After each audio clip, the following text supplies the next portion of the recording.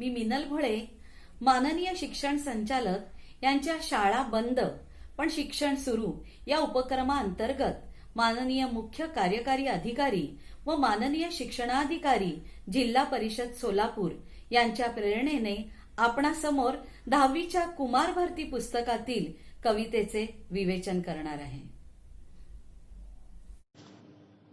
नमस्कार, मी मिनल भोळे आपल्यासमोर द भा धामणसकर लिखित वस्तू या कवितेचे विवेचन करण्याचा प्रयत्न करणार आहे. दत्तात्रय भास्कर धामणसकर, जन्म 26 ऑक्टोबर 1930.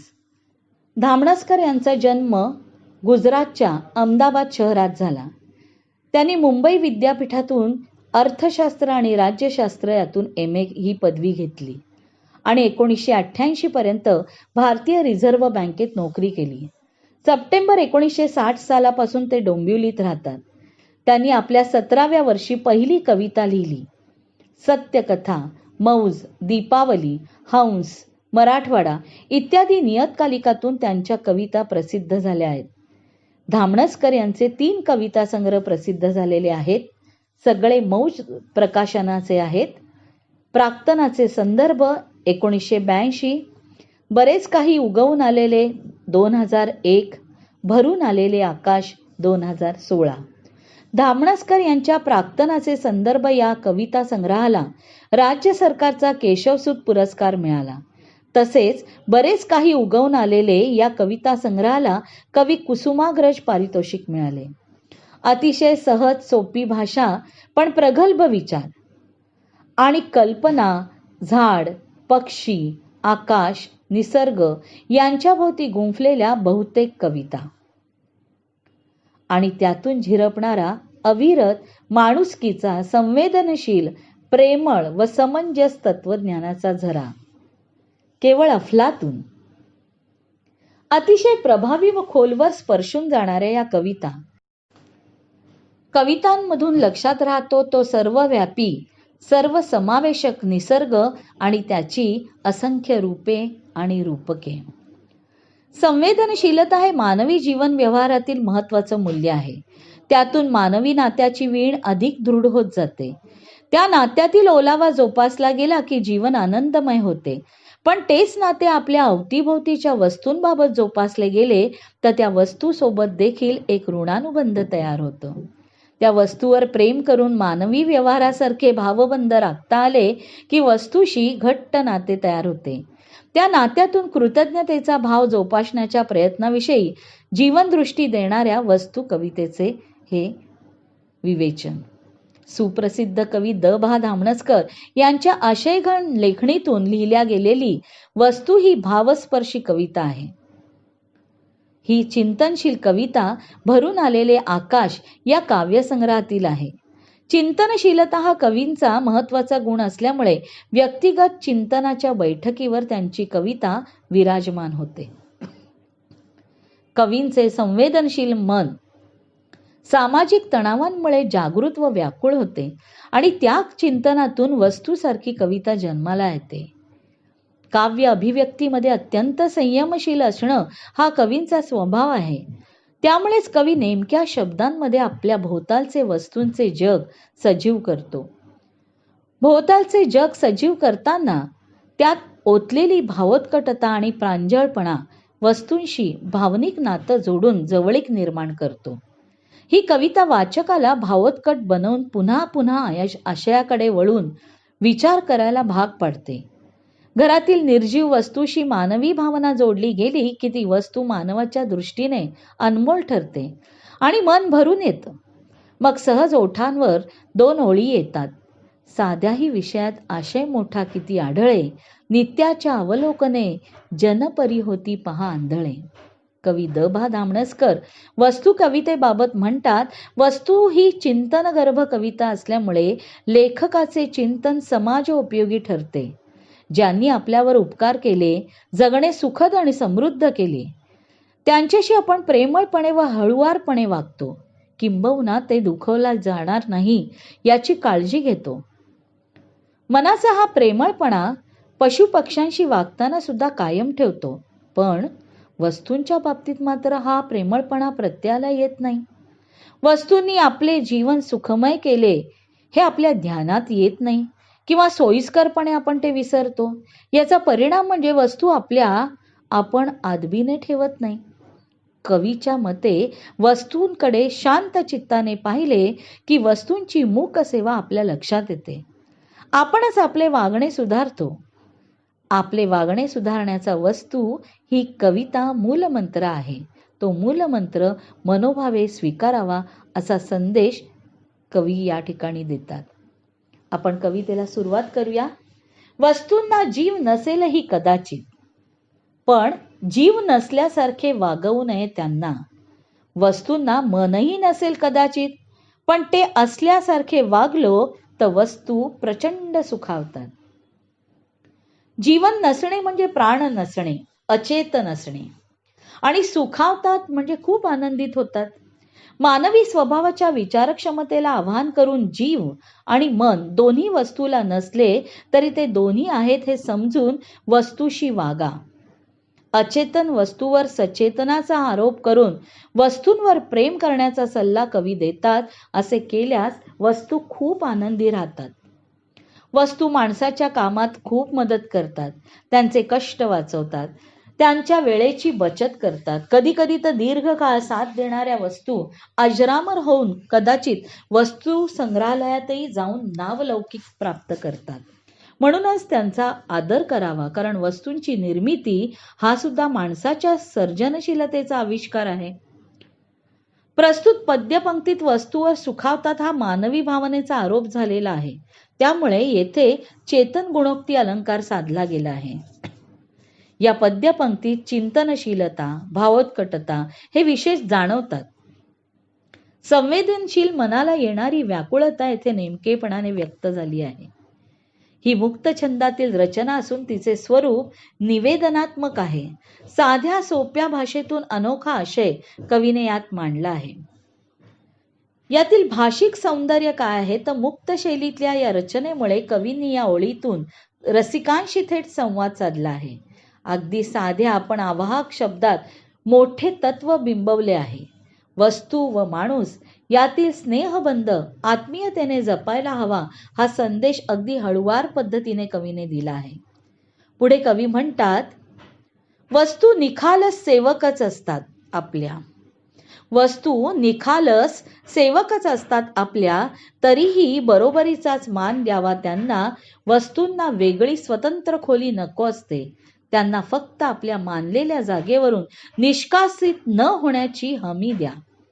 निखालस म्हणजे अगदी खरे, सेवक म्हणजे चाकर, सेवा करणारे, मान देणे म्हणजे सन्मान करणे किंवा आदर करणे, आणि निष्कासित याचा अर्थ जागेवरून हलवणे. हमी देणे म्हणजे आश्वासन देणे. वस्तू माणसाला दीर्घकाळ साथ देतात. या वस्तूशी मानवी भावना जोडली गेली की व्यक्ती व वस्तूत अतूट नाते तयार होते. या वस्तूची आपण प्रेमाने, स्नेहाने जपणूक केली पाहिजे, कारण वस्तूंनाही भावना असतात असा संवेदनशील आशय कवीने येथे समर्पक शब्दात टिपला आहे. वस्तू जणू सजीव आहेत असं समजून त्याचं वर्णन केल्यामुळे येथे चेतन गुणोक्ती अलंकार तयार झाला आहे आणि त्यातून अनोखे भावसौंदर्य आकारास आले आहे. वस्तू आपल्या गरजा पूर्ण करतात म्हणून त्या आपल्या सेवक जरी असल्या तरी त्यांना मान सन्मानाने वागवावे. आपल्या बरोबरीचा मान त्यांना द्यावा, कारण त्या सेवक असल्या तरी आपल्याकडून त्यांना फारशा अपेक्षा नसतात. त्यांना स्वतंत्र खोली मिळाली नाही तरी त्यांची हरकत नसते, पण एकदा निश्चित केलेल्या जागेवरून न हलवण्याची हमी मात्र त्यांना हवी असते. माणसाच्या आयुष्यातून कायमचे निष्कासित न होण्याची हमी मात्र ते अपेक्षित असतात. वस्तूंनाही भावना असतात. त्या भावना मात्र तुम्ही तुमच्या कार्यातून, वागणुकीतून जपण्याचा सल्ला कवी देतात. पुढे कवी लिहितात, वस्तूंनाही असते आवड स्वच्छ राहण्याची, हे हातांना लक्षात ठेवायला सांगा. वस्तूंना जपावे, लाडावूनही ठेवावे त्यापुढे जाऊन. त्यात जिवंत ठेवणार आहेत आपला स्नेह नंतरच्या काळातही. लाडावून ठेवणे म्हणजे सतत कौतुक करणे. स्नेह म्हणजे प्रेम, जिव्हाळा, माया. माणसाप्रमाणेच वस्तूंनाही हात फिरे तिथे लक्ष्मी वसे ही उक्ती माहीत असते. म्हणून वस्तूच्या मालकाच्या हातांना कवी आवाहन करतात की हातांनो, वस्तूंना स्वच्छ ठेवा, वस्तूंना आपुलकीने जपावे, प्रेमाने त्यांचे लाड करावेत, किंबहुना आयुष्यातून त्या वस्तू निघून गेल्यानंतरही त्यांच्या आठवणी, स्नेह जिवंत ठेवावा. कारण निस्पृह भावनेने आजतागायत त्यांनी केलेली सेवा विसरून कृतज्ञ बनू नये अशी कवी अपेक्षा करतो. परोपकाराचं मूल्य जाणण्याची अप्रत्यक्ष शिकवणही कवी देतात. निर्जीव वस्तूंच्या बाबतीतील मानवी भावभावनांचे समायोजन करून सजीवांप्रमाणे सहृदयता पाळण्याची अपेक्षा कवीच्या आशयातून जाणवते. शेवटी कवी म्हणतात, आयुष्य संपले की वस्तूंनाही आजवरच्या हक्काच्या घरात राहू देत नाहीत, तेव्हा कृतज्ञतापूर्ण निरोपाचा त्यांचा हक्क शाबूत ठेवावा. आयुष्य संपणे म्हणजे मरण येणे, हक्काच्या घरात म्हणजे स्वतःचा अधिकार आहे त्या घरात. कृतज्ञतापूर्ण म्हणजे आदरयुक्त भावना आणि निरोप देणे म्हणजे सोडणे. शाबूत ठेवणे म्हणजे जपून शिल्लक ठेवणे. कवींच्या मते एखादी वस्तू निरुपयोगी झाली की आपण तिला निष्कासित करतो, भंगार अडगळ अशी घरं तिला दाखवतो.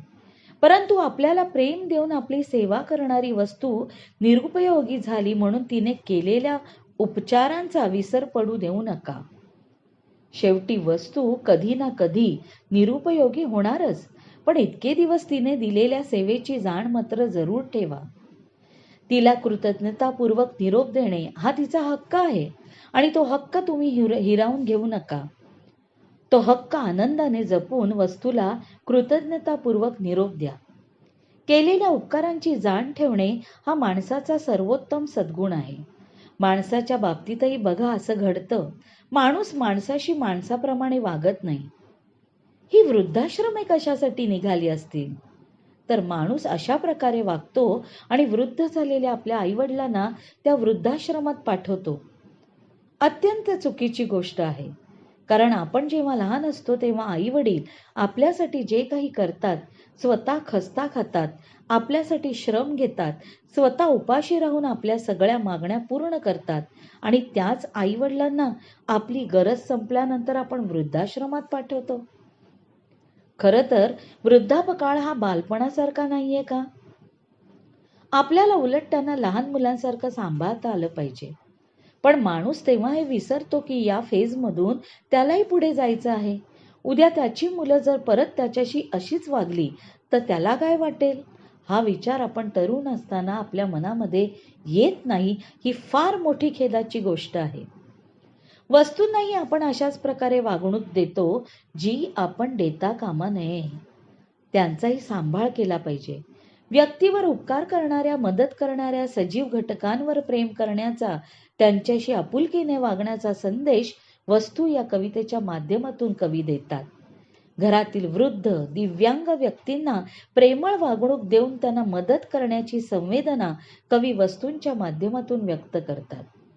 मुक्त छंदात लिहिलेली ही कविता वाचल्याबरोबर आपल्या मनाला भिडून वाचकांच्या मनात भावोत्कटता निर्माण करते. कवितेच्या आशयाला पुढे नेणारी सुंदर व चपखल शब्दकळा, उदाहरणार्थ आपल्या मानलेल्या जागेवरून, निखालस सेवक, हक्काचे घर कवी हेतुपूर्वक वापरतात. नकारार्थी रचनेतून होकारार्थी विचारांकडे वळवण्याची कवींची हातोटी कवितेचा आशय अधिक समृद्ध करते. वस्तूच्या स्वच्छतेसाठी स्वतःच्या हातांना आज्ञा देणे ही कल्पना किती नाविन्यपूर्ण आहे बघा. माणसांना कार्यप्रवृत्त होण्याचा सल्ला त्यात दडलेला जाणवतो. वस्तू सुखावतात, वस्तूंना स्वच्छतेची आवड, हातांना लक्षात ठेवायला सांगा, वस्तूंना लाडावून ठेवावे, वस्तूंना कृतज्ञतापूर्ण निरोप आणि वस्तूंचा हक्क, हे सर्व शब्दसमूह चेतन गुणोक्ती अलंकाराची उदाहरणे आहेत. म्हणूनच मानवाच्या संवेदनशील मनाला विचाराचे खाद्य पुरवणारी प्रस्तुत कविता हृदयस्पर्शी आहे. विचारांची, संवेदनांची वलय मनात निर्माण करण्याची कवितेची क्षमता अवर्णनीय आहे. याची लेखन वैशिष्ट्य काय सांगता येतील? भावोत्कटता, चिंतनशीलता व प्रांजळपणा ही कवी द.भा. धामणसकर यांच्या कवितांची वैशिष्ट्ये वस्तू या कवितेतही दिसून येतात. तसंच सामाजिक ताणतणावामुळे येणारी अस्वस्थता, व्याकुळता, संवेदनशीलता, त्याचबरोबर अभिव्यक्तीतील संयम हे त्यांच्या कवितांचे विशेष प्रस्तुत कवितेतही आढळतात. आपल्या मनातील भावभावनांची तीव्रता मोकळेपणाने व सहज व्यक्त करता यावी याकरता या कवितेत कवीने मुक्त छंद हा रचना प्रकार वापरला आहे. कवितेतून मिळणारा संदेश. वस्तू या कवी द.भा. धामणसकर लिखित कवितेतून निर्जीव वस्तू या सुद्धा मानवी जीवनाचा अविभाज्य घटक असतात व या वस्तूंची आपण प्रेमाने, स्नेहाने जपणूक केली पाहिजे असा विचार मांडला आहे. जरी त्यांना मानवी भावना नसल्या तरीही त्यांना मानाने, लाडाने वागवावे, जपावे, त्यांच्याबद्दल मनात कृतज्ञता बाळगावी. तसंच वर्षानुवर्षे आपल्या घरात राहिलेल्या वस्तूंना कृतज्ञतापूर्वक निरोप देण्याचा त्यांचा हक्क आपण जपला पाहिजे असा संदेश या कवितेतून व्यक्त होतो. स्वाध्याय म्हणून मी तुम्हाला या ठिकाणी काही उपक्रम दिलेले आहेत. वेगवेगळ्या वस्तूंचा संग्रह करा, तो दाखवायला आणा. घरातील आजी आजोबांशी या जुन्या वस्तूंविषयी बोला, त्यांच्या वापरातील काही वस्तू दाखवायला आणा. राष्ट्राची संपत्ती असणाऱ्या आपल्या प्राचीन वारसा ठेव्याबद्दल लोकांना माहिती व्हावी, त्याबद्दल जनजागृती होऊन ऐतिहासिक वस्तूंचं जतन, संवर्धन व संरक्षण याबाबत त्यांनी सजग व्हावे म्हणून 18 मे हा जागतिक संग्रहालय दिन म्हणून साजरा केला जातो. 1977 पासून स्थापित झालेला हा दिवस असूनही तो अजूनही साजरा केला जातो. या दृष्टिकोनातून विद्यार्थ्यांना काही वस्तू संग्रहालयाची माहिती मी देत आहे.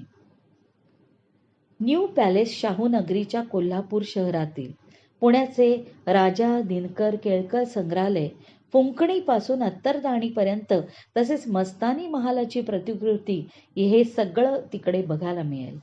शिवाजी महाराजांच्या पत्नी सईबाई यांच्या माहेरच्या फलटण राजवाड्याची अद्भुत सफर, हैदराबाद शहरातील सालारजंग वस्तू संग्रहालय, मुंबईचे छत्रपती शिवाजी वस्तू संग्रहालय, चिखलदरा या थंड हवेच्या ठिकाणी वन्य प्राणी विषयक वस्तू संग्रहालय. ही सगळी माहिती तुम्हाला गुगलवरती किंवा यूट्यूबद्वारे तुम्ही सर्च केली तर तुम्हाला या वस्तू संग्रहालयाची माहिती मिळेल. त्याला नक्की तुम्ही भेट देण्याचा प्रयत्न करा. धन्यवाद.